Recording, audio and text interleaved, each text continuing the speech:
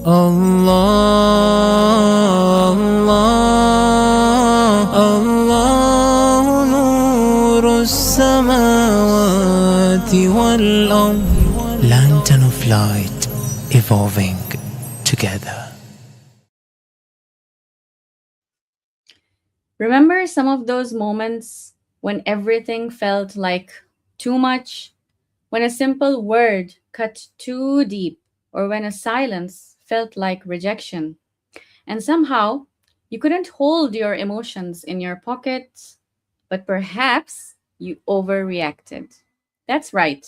Today, let's recall those heated moments and learn to embody the phrase calm down, take it slow. There's no need of an overreaction in every situation. Not in a dismissive way, but in a healing, deeply human way. You know, sometimes if emotional overwhelm has ever made you feel like you were losing control, then this program, this short, bite sized reflection with me is for you. There are no filters, no pretense, but just the truth on how one can feel when they tend to overreact. Do you know, when we talk about our emotions, yes, I agree, emotions are our signals. They're not enemies. One of the most powerful shifts that one can learn as a human being is the realization that emotions are not here to sabotage us, but they're here to inform us. You know, like when we tend to feel a certain emotion, our brain on the spot tells us that, like, we're feeling something. So, you know, in a world where we're living right now and where we're experiencing so many things on a daily basis, with the ongoing crisis, with the scrolls and the social medias being filled, you know, with the doom scrolling and everything right now, one can really overreact very easily. And the number one point is that your body reacts before your mind understands.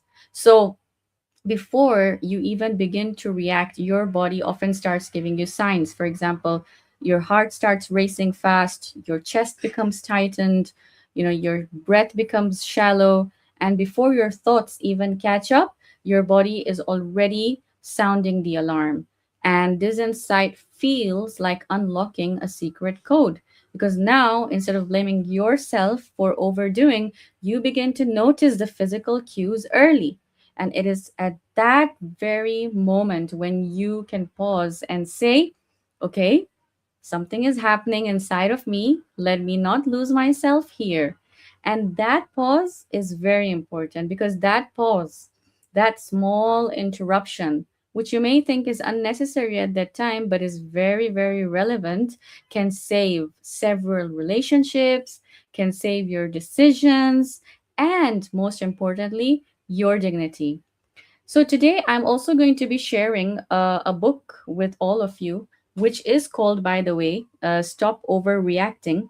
And when I was reading this book, I did get a lot of inspiration from it. This is actually written by Judith P. Seigel, who has done a PhD, and she talks about some effective strategies for calming your emotions. So these are some of the questions that she asks. For example, do you often regret things you say or do in the heat of emotion? Do you lash out at loved ones? Do you have to apologize to others for your actions or words? Do you feel surprised at your seemingly uncontrollable reactions? Do you assume the worst about situations or people? And finally, she asks, do you withdraw when things get emotionally overwhelming? And to be very honest, there were a couple of things that I could pick up from this book as well. One point was that the pause, as I did mention, is your greatest weapon, hands down to it. In a world of instant reactions, you know, this lesson feels almost revolutionary. So, this book emphasizes the power of pausing before responding. For example, not reacting immediately, not firing back, not letting emotions hijack your voice, but just pause. Even if it is for a few seconds, that pause creates space. And believe me, in that space, one regains control. Honestly, this one alone is life changing, because how many times have we said things we wish we could take back? This is that. Hold on, breathe, think again. We should embody this type of energy, and it really, really works. So, in this book, Seigel gently reframes anger, fear, and anxiety as messages, not madness. Have you ever seen, like, when someone actually overreacts, we tend to even label that person? Like, we go, like, oh, this person is mad, he's gone crazy, just like let him be, we can't do anything about it. But here's the thing: instead of suppressing or exploding, Seigel invites you to listen. Yeah.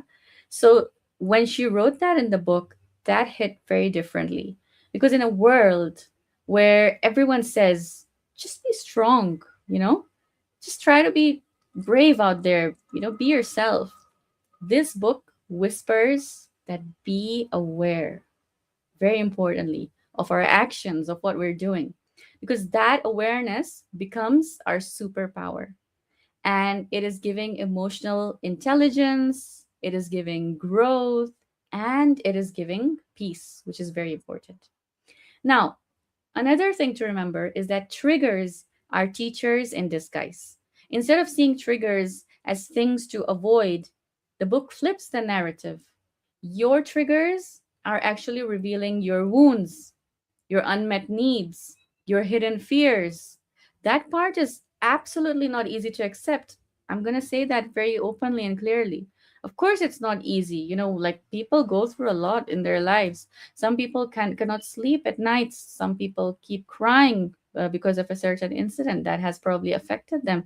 Some people get those traumas for life. I mean, it's not easy, but we have to accept that it is real. This is the reality. So when something small feels like a big deal, right, it is often connected to something deeper. And that is why it is encouraged that one should explore the depth and not run from it. Explore those emotions deeply. Yes, it is uncomfortable. I agree to it. Yes, very much well said. And that is why it is said, right, that if you want to achieve something in life, if you want to become successful in your life, you need to get uncomfortable. You need to step into an uncomfortable zone. You need to step out of your comfort zone, right? That's what they say. But if you're going to stick into your, and just stay in your small nutshell, bubble shell, and like always walk on eggshells, then you're not going to move ahead in life, and you're not going to be as resilient as you can be, and you wouldn't ever come to find out your own potentials that exist within you. So when you understand your triggers, they lose their power over you, and that is growth on a completely different level. Then the next point that I want to add over here is self-soothing. Self-soothing is a skill that you can learn.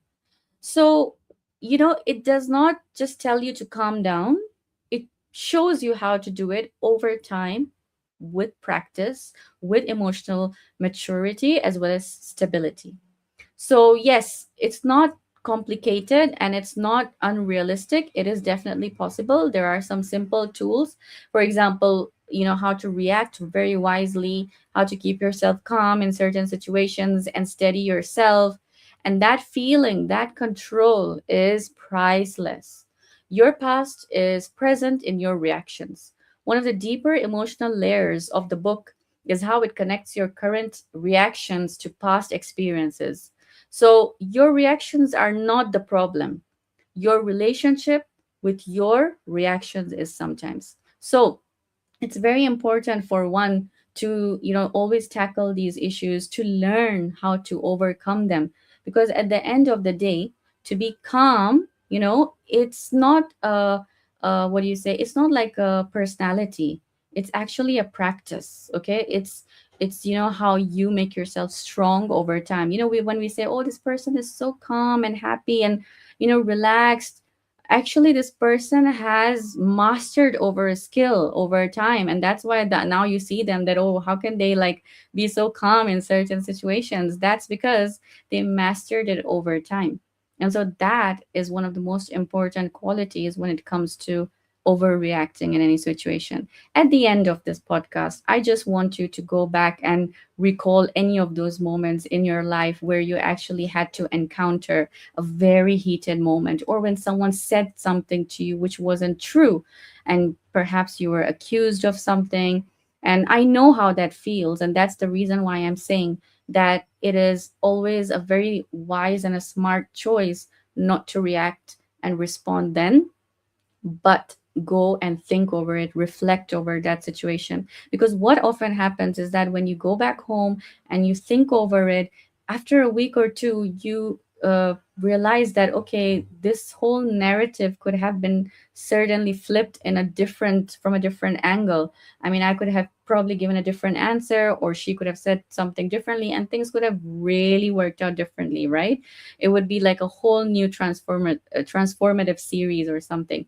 So that's why it's also like a divine thought, I would say, or like a food ingredient, a food, for thought actually, that Allah subhanahu wa ta'ala also guides one when we go and reflect on something. Allah, gives us those answers that, this would have been the right choice for you, perhaps. So that's why it's very important to take things very slow in life, very wisely. And I'm not saying that we should always keep silent and not react to situations when, our dignity, for example, is being humiliated. But when we are to respond back, we do it very diplomatically and strategically and wisely. And that is all for today. I hope that you will find this podcast, my short, bite sized reflection, beneficial. And please do share with your family and friends if you did like it. And this is Sakina Habib. Wassalamu alaikum wa rahmatullahi wa barakatuh.